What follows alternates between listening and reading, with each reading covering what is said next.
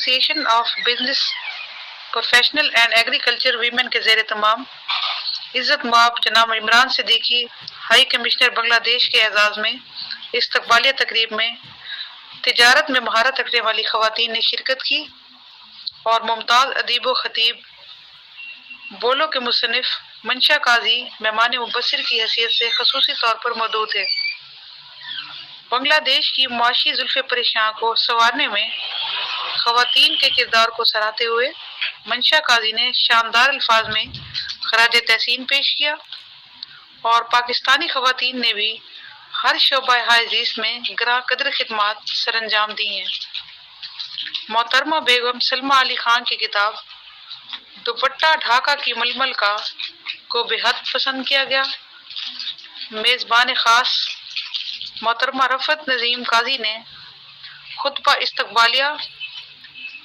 پیش کرتے ہوئے مہمان خاص فضیلت مآب عمران صدیقی ہائی کمشنر بنگلہ دیش کا پرجوش خیر مقدم کرتے ہوئے موصوف کی دونوں ملکوں کے درمیان اخوت اور رواداری کی باد بہاری جس تیزی سے چلائی جا رہی ہے اس نے دونوں اطراف چراغ وفا کو جگا دیا ہے۔ عزت مآب جناب عمران صدیقی ہائی کمشنر بنگلہ دیش نے اپنے خطاب میں دونوں ملکوں کے درمیان تجارت کے فروغ اور خواتین کے فنون و علوم، تجربات، مہارت اور خدمات کا مختلف شعبوں میں تعاون و اشتراک عمل کو تیز تر کیے جانے کا اعادہ کرتے ہوئے کہا کہ ہمیں ہر حال میں دونوں ملکوں کے عوام کے درمیان رواداری کی فضا میں خوشگوار تعلقات کو مستحکم کرنا ہے اور ماضی کی غلطیوں کو بھول کر مستقبل کی منصوبہ بندی کرنی ہے۔ محترمہ رفعت نعیم قاضی، سلمیٰ علی خان، محترمہ حامدہ طارق، بیگم Ghazala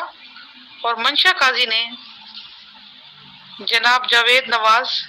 chairman board of directors Pakistan institute برائے لیجسلیٹو ڈیولپمنٹ اینڈ ٹرانسپیرنسی کی جانب سے نایاب نسخہ